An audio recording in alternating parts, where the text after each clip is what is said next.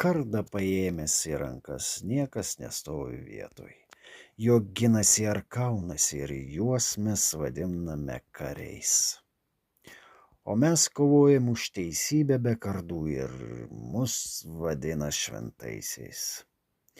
Ir vien todėl, kad kariai vieni kitus žeidžia ir netgi žudo, mes juos gelbstim nuo žaizdų mirties ir lieka tik randas padarytas kardo. Tai kasgi yra teisus karys ar šventasis? Kovoti ir atleisti, kasgi atsakys ir kurgi ta šimtametė išmintis, kuri teigia niekada nepasiduoti, kad gyventi. O atsakyti gali tik tai jis, vienintelis valdovas laikas. Jis bėga mums pro akis, o mes sureikšminame gyvenimą ir mirtį. Štai pasirodo jis ir krinta visi kardai, atėjo laikas taikai.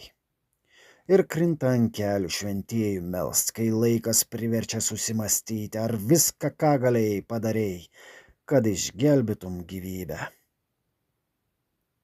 ir liktų sveikas.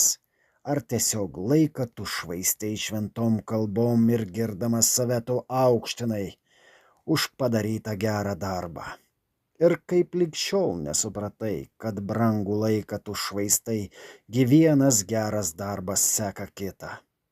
Kaip tas karys stovintis šalia kito. Nereikia smerkti jų darbų, jie įsakymus vykdo. Ir kartais moka už tai savo mirtimo, kartais lieka vien tik randai. O jūs juos ar vykdote? Ar vykdote juos visus, ar tik kitus verčiate tai daryti?